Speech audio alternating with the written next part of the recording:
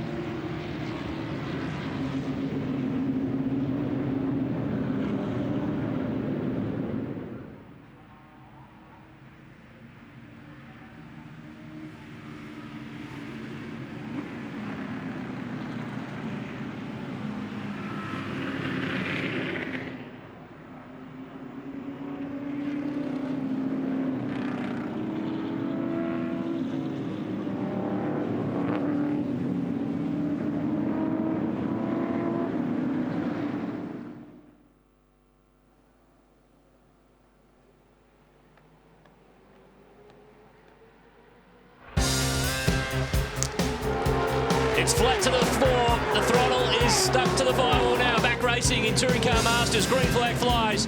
And it's Jim Richards who leads the way. John Bowe in second. Brad Tilley in the big green Falcon in third spot. Keith Kasuki next. Then Tony Edwards in the Tirana. Andrew Medicki sixth. And Mark Larkham, I seem to remember him finishing on the podium at the Bathurst 1000 once upon a time. Who was he with? Andrew Medicki, the old Meduchin bird, we used to call him.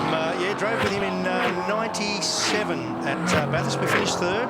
And one of those guys, you know, I mean, I've always been a fan of Andrew Medicki. Had a career in open wheelers, very, very talented driver. And, you know, probably didn't achieve all the things he maybe needed to have. I would have loved to have seen him driven for a team in his early years rather than prepare his own cars, which is often a big battle in itself. But great to see him back behind the wheel. We're on board with Tony Edwards in the SLR 5000 Tirana, and TCM in the last couple of years have just extended the window of the year of eligibility to let some of the Aussie muscle cars in, like this one and the XB Coupe Falcon that runs up just in front, because it was dominated by the American, the Mustangs and the Camaros and the like. Yeah, and let's be honest, mate, Aussies build the best muscle cars in the world, mate. I have every edition of Australian muscle car in my bookcase. Wouldn't miss it for quids. And this long straight, nearly 1 kilometre long. They've broken the lap record already, these two out front. Richards and Bowe, JB down the inside. How about the flames on the Mustang? Yeah, well, look, I mean, this is tough. What you don't realise here, I mean, we've talked about the heat, the surface temperature of the road, very, very high. These cars are heavier than a V8 supercar. And in a V8 supercar, one of the things you do is focus very much on getting the centre of gravity down. Great race, look at that. Getting the centre of gravity in these big steel heavy cars, they can't do that. And on tyres that aren't necessarily as good as our current Dunlop control tyre, it's a real battle to manhandle these things around here. So don't for a minute underscore what's going on here in this category. It is tough yards. And this was the move that Bowe put on Richo down into turn one. They ended up going side by side, but JB managed to get on through and take the lead. These two are both under the lap record, which was held by Andrew Medicki last year in the Camaro. Back on board with Chris Stillwell in the 68 Trans Am Mustang.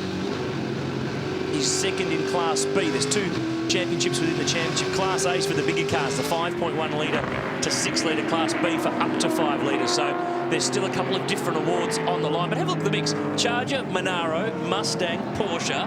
Fantastic. Right, and to see that in-car shot, the old H-Pat gears, mate, we're only talking about it driving to the circuit this morning. What a fantastic thing it is to see guys changing gears, down changing. Look at this. These guys won't, look, they'll do this all day. They will not rub a panel. Jim Richards, no doubt about it. Has gone back to the lead. He won the round here in 2010 in his Falcon Sprint. JB won here back in 08 in a Camaro. He hasn't won in this Mustang that Dick Savvy prepares for him down in Melbourne. But these two classes, they've cleared away, Larko, 3 seconds. Oh, well, is it any surprise, mate, Not that these really. guys achieved what they did in their careers? No, seriously, smart, intelligent, brave, tough. You know, these guys have it all. Both of those guys in particular have a very intimate mechanical understanding of their race cars, which has allowed them to sort them out. There's no doubt about it.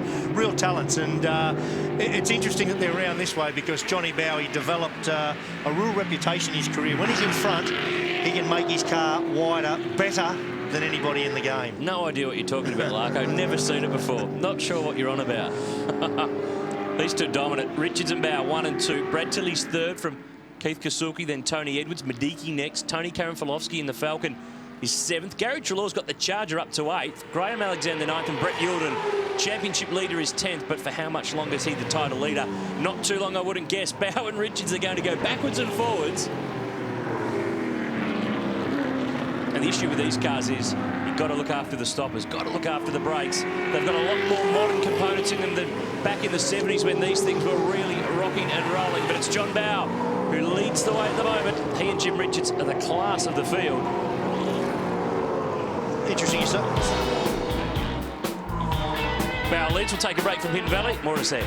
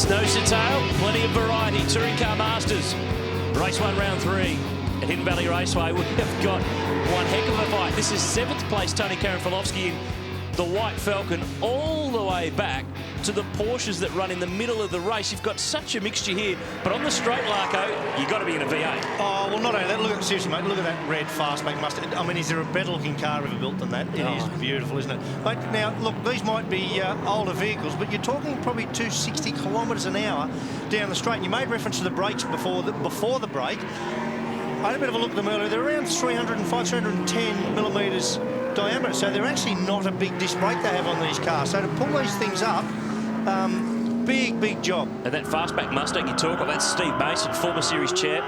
They found that the shocks are too short, but they can't do anything about it here this weekend. They're going to have to wait until they get back to the workshop. We're on board with Tony Edwards. We sit 5th in the SLR 5000. Let's just listen to the sights and sounds of this 308 Holden as he chases Keith Kasuki.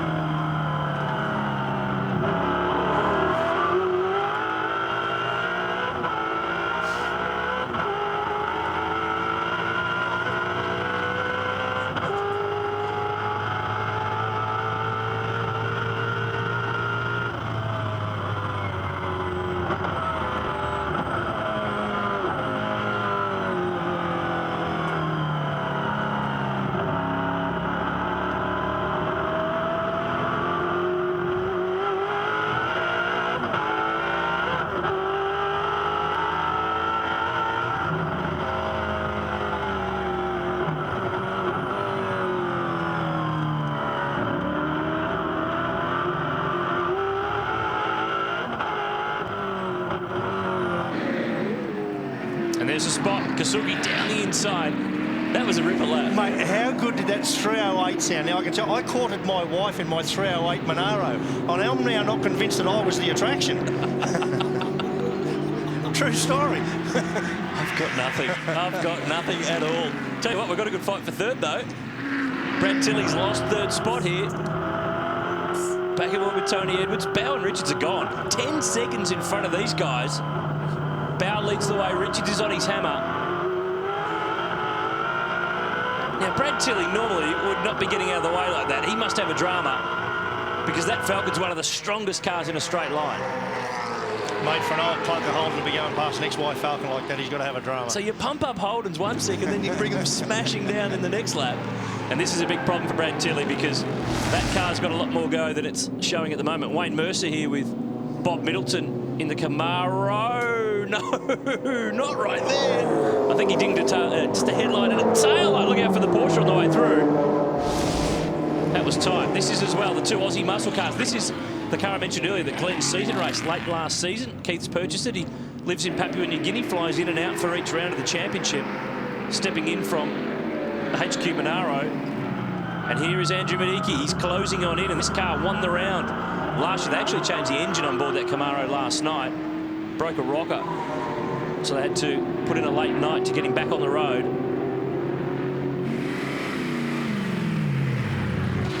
Came into this weekend 5th in the championship.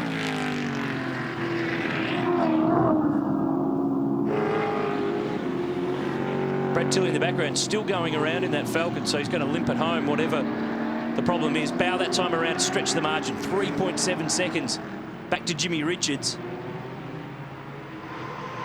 Quite an interesting dynamic. I was just watching the body language of the Medicki Camaro there. Look how wide that car is. So when you're looking for a gap, you're not really looking for a conventional one. You genuinely need a big opening to shove it in there. Look at the width of that car. In comparison, particularly to the Tirana in front. Of course, the SLR 5000 was the car that replaced the XU1. It came before the L34 option. And tell you what, Tony Edwards knows how to drive it. They've had heaps of problems with this thing over the last 12 months with just having too much power to be able to use it all, but it's now starting to look like not just a competitive package, but a reliable one too. Yeah, well, it's a compounding problem with these sorts of cars, isn't it? Because whilst they look very period externally. There is quite a few modern bits. So as engine performance goes up, that compromises the drive line. The drive line then needs to be toughened up. That compromises the weight of the car. The weight of the car then compromises the braking of the car. So it's a sort of it's a chain that it always finds in motorsport its weakest link. I'll tell you what, this guy, he hasn't got a weakest link at the moment. John Bower will charge it on home to win his 4th race of 2012, his 39th career TCM race, and he cruises it. Mustang Sally doing it in style. Here's Jimmy Richards home in 2nd from pole position in the Javelin. That first win for that car doesn't look to be too far away, and this was a good fight. Keith Kasuki will get home for 3rd. Edwards next, Mediki 5th. Brad Tilley limping but making it. There he is in 6th. But John Bower, that will help in the championship. So TCM's done. V8 Utes not too far away. Here is the results. Treloar 7th in the Charger. That's a good job. Steve Mason, Greg Keane in the Porsche in the top 10. And Brett Youlden rounds out the 10 in that green HQ Monaro. That was a good fight back from where he was. Now, 15 years of V8 Supercars, lots of memories. One of the amazing ones happened as recently as last year, where this man, Rick Kelly, proved that you can win from outside the top 10 here. You just need a little luck.